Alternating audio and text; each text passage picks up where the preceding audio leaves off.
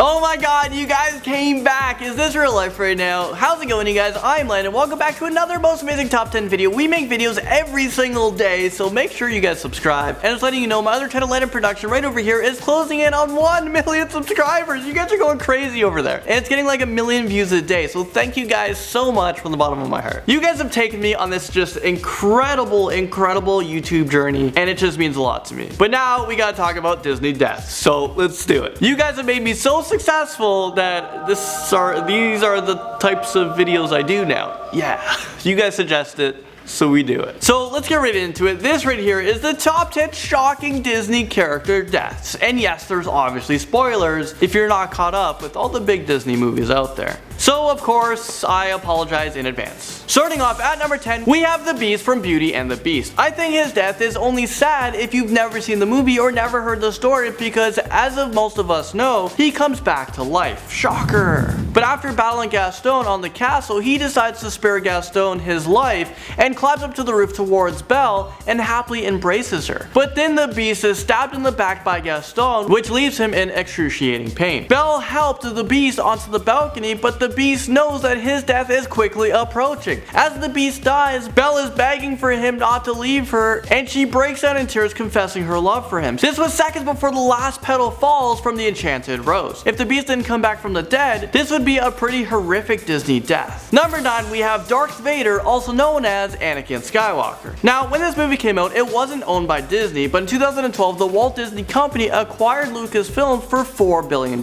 So now Star Wars is owned by Disney. So that's why this Star Wars makes it onto this list, in case you guys were wondering. Anakin Skywalker in the film was Luke Skywalker's father. They were constantly fighting each other because one fought on the dark side and the other chose to fight with the Jedis. Darth Vader remained as an antagonist until the events of Return of the Jedi, where he eventually sacrifices his life to save his son's life from the master Darth Sidious. Throughout the franchise, you do feel sad for Darth Vader because he lost so much. And the movie, he fought on the dark side with so much anger. He had so much to be angry for, and you kind of feel for him. So it was a very emotional moment seeing Darth Vader at the last minute turning good. This event is one of the many events of why Star Wars is a huge success. There is just very clever scripting. Moving into number 8 is Quasimodo's mother from the Hunchback of Notre-Dame. She was caught entering Paris with her baby son. Frollo assumed that she was carrying stolen goods and threatened to take her baby away, but she ran. Frollo chased her into the doors of Notre-Dame, where she begged for sanctuary, but Frollo ripped the baby from her arms and she hit her head on the concrete steps while she was trying to keep Frollo from taking her baby. And then, to top things off, Frollo was gonna throw Quasimodo down a well, and this is until a priest caught him. Number 7 takes us to Ellie's death from the movie Up. Ellie and Carl met at a young age and instantly became best friends, which later developed into a passionate love. They got married and tried to have a family, but Ellie found out that she was actually infertile. As the years went on, they grew older together, and one day Carl took her out for a picnic because he wanted to reveal a huge surprise for her. He wanted to take her on her dream adventure, but sadly before he gave the news, she collapsed from an illness and became hospitalized. Before passing away, she gave Carl her old adventure book, and she added pictures of their happy life together with the final message saying, "Thanks for the adventure, now go have a new one." I mean, this was just so damn sad. This might be one of the first ever Disney character deaths, and I'm talking about this at number 6. Do you guys remember the movie Bambi? Well, we're talking about Bambi's mom in the 1942 movie. The main character in the movie was Bambi, and there was one scene where Bambi and her mom was eating some grass, and you can hear gunshots going off in the distance. They were being hunted. Both of them take off running with the mom behind Bambi. She was yelling at Bambi, "Just keep running, don't look back." And then you can hear a gunshot, and then you don't see Bambi's mom anymore. We know what happened to her. And then after a while, he realized that she's not coming back. Pinocchio's death takes us to number 5. At the end of the movie, Pinocchio is seen saving his father's life from Monstro the whale, but then he sees Pinocchio floating face down in the water, lifeless. Come on, Disney, can't we catch a break? The scene ends, and then it cuts to Pinocchio lying on the bed as Geppetto cries over his lifeless body, saying, "My brave little boy." But since Pinocchio proved himself to be a blue fairy by saving his father's life, she grants him life and Pinocchio becomes a real boy. Whew.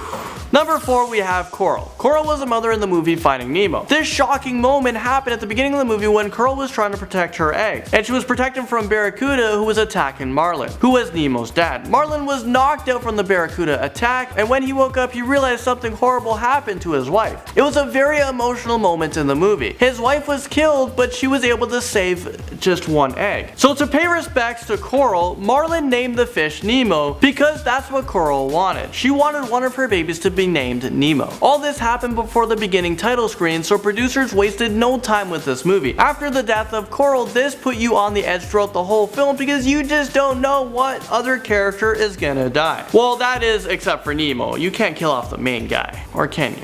Todd's mother from The Fox and the Hound makes its way onto this list at number 3. This movie has a ton of sad and upsetting moments throughout the entire film, and it sets this tone from the very beginning with the death of Todd's mother. In the start of the film, we see his mother fleeing for her life from a hunter, and she made the decision to leave Todd in a concealed and safe spot. Next we hear 2 gunshots, and it's safe to assume that Todd's mother did not make it. This is so tragic even for me. Imagine what a 7-year-old would be thinking. Coming into number 2 is Old Yeller. This was a film produced by Walt Disney, released in 1957. It is about a young boy and a stray dog set in Texas. So as the boy and Old Yeller go on many adventures together and grow their bond, Old Yeller attempts to defend the family when a rabbit wolf threatens them. Old Yeller was bitten and injured by the wolf, and because Old Yeller was exposed to rabies and is now a threat to the family, the older son is forced to shoot and kill Old Yeller. Yeah, I don't recommend any of you guys watching this movie because it's actually so sad, or if you watch it, grab a box of tissues and get ready.